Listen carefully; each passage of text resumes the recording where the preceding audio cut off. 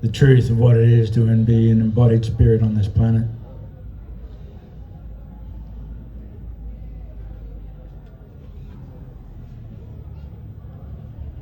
May we all remember that.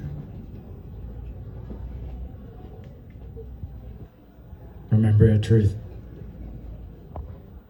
All we ever need to do in this world is figure out who we are and why we're here. Follow our heart.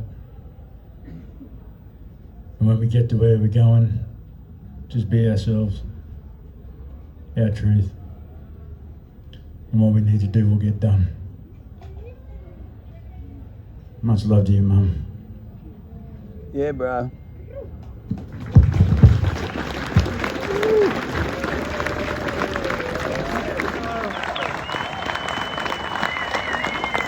What a brilliant collection of tree huggers. Woo! And hi, Mum. Hi, Bobby. Look, there's just generations of forest activists here, and, you know, it's an opportunity to say thank you. Thank you for what you've done and what you've saved. So many thanks. You know, I was preparing to speak about some legal aspects, and I will, but in preparing this, I was, a couple of weeks ago, I was surrounded by a stunning stand of Sydney blue gums. And I realised this is not just legal, it's not just educational, it's not just intellectual, this is spiritual. This is really deep. We are here because we really care about these trees and these animals and our children and grandchildren. And let's hear it for us.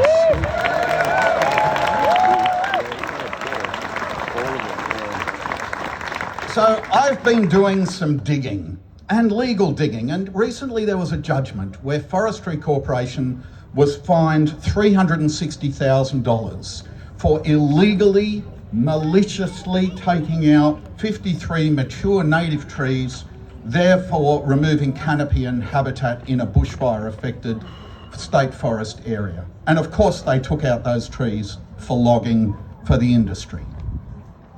They argued in court that they had good prospects of rehabilitation. The court rejected that completely. They argued that they had low prospects of reoffending. The court rejected that comprehensively. They said they were remorseful. No, said the court, you have tried to minimise the damage you've caused, and we reject that as well. They said their evidence was clear and compelling, and the judge said no, it was vague and unhelpful. The court also detailed 14 prior convictions. That's leaving aside matters where they just got tickets or warnings or notices. This is actually beyond a reasonable doubt criminal offences. This is extraordinary.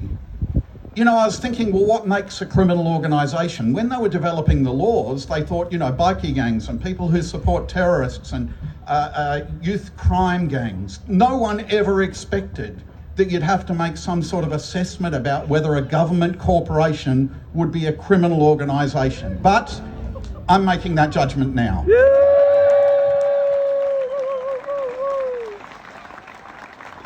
I mean, if you have 14 prior convictions for damaging native trees, you are not going to get a working with children check. You are not going to get a security licence. You are not going to get a job. It's outrageous to think that they are still in existence. So I started digging.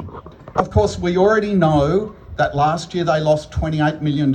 And in fact, over the last 5 years, the government has pumped in $247 million into Forestry Corp by way of loss. So not only are they logging our native forest, but it's costing us for them to do it.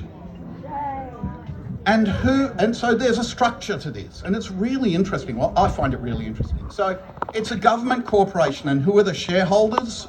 The Minister, the Treasurer, and the Minister for Finance are the shareholders. So it's us.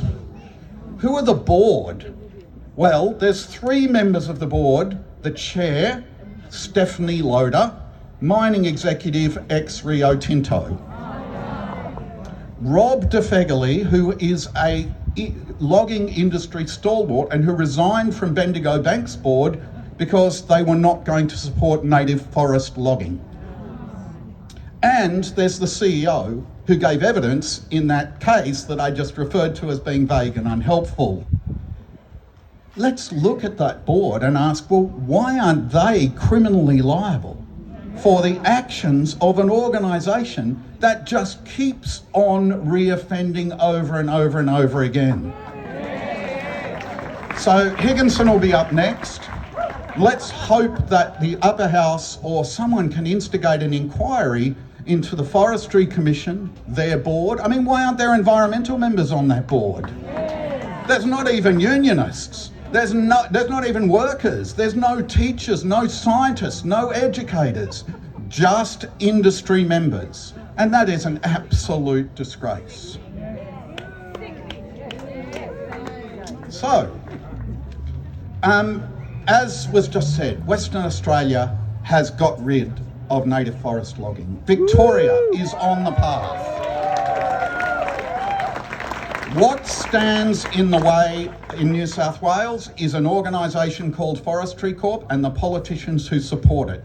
And they should be called to account for supporting a criminal organisation that loses money and that is in no way shown itself to be responsible for caring for tens of thousands, millions of hectares of our native forest. Get rid of Forestry Corp.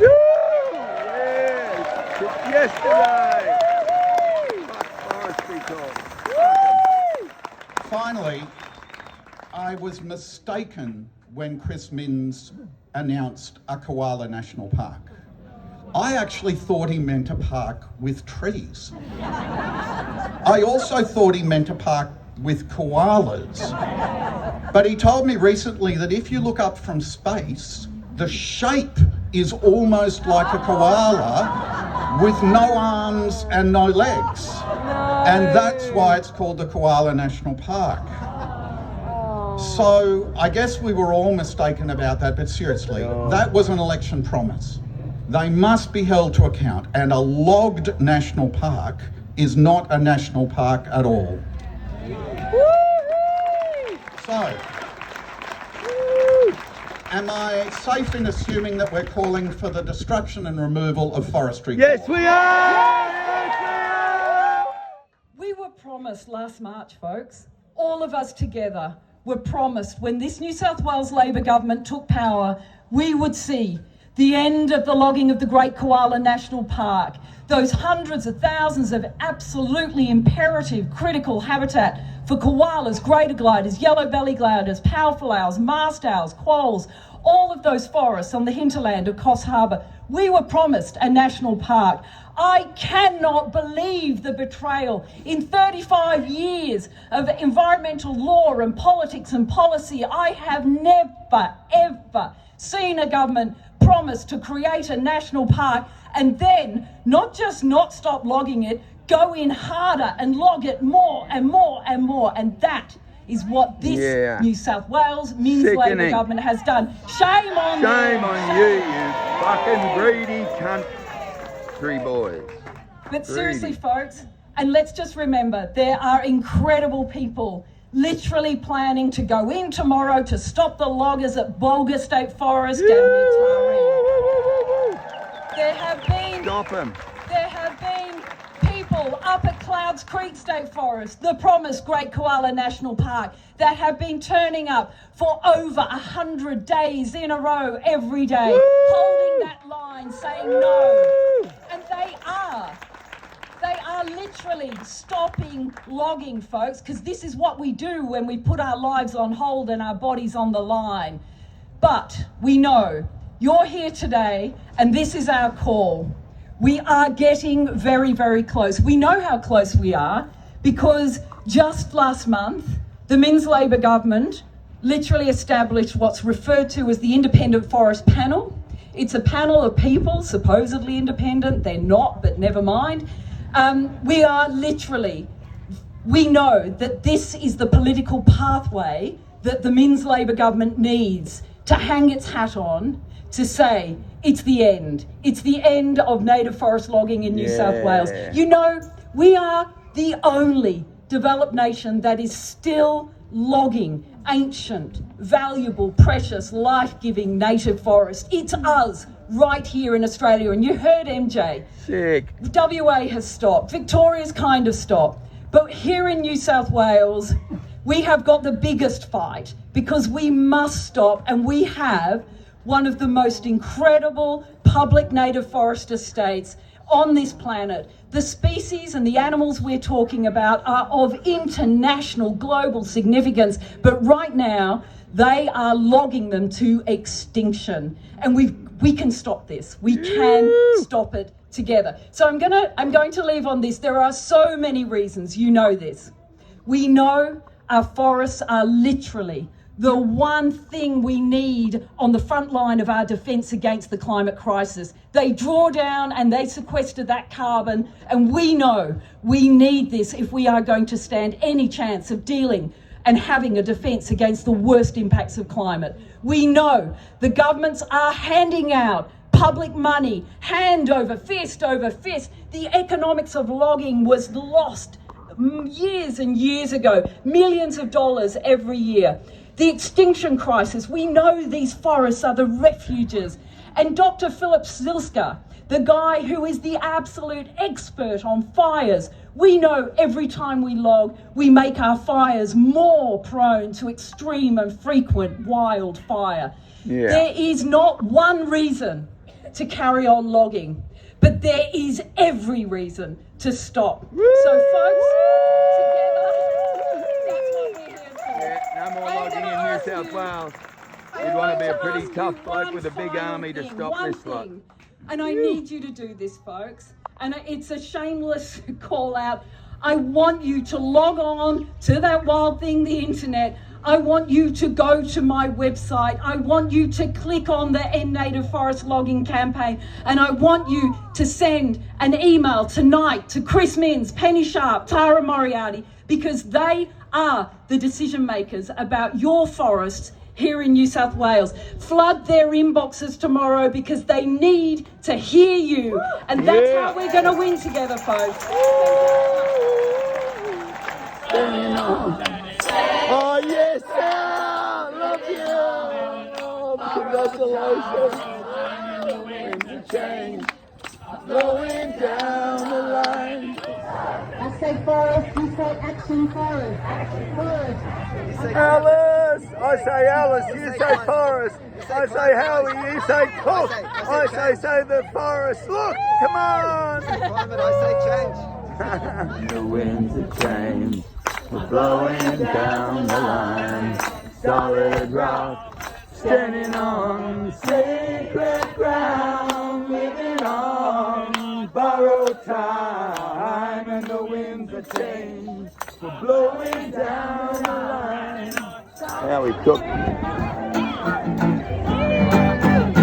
God save Wallen, yeah we do. God save Wallen, it's up to us and them and you and me. God save Wallen, you know.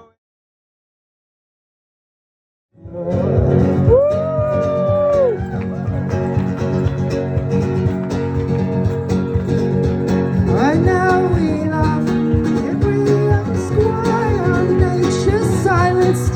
Hear her cry, no you don't get what you don't fight for, so let's us end this forest war. No you don't get what you don't fight for, so let us end this forest war. So let us end this forest war.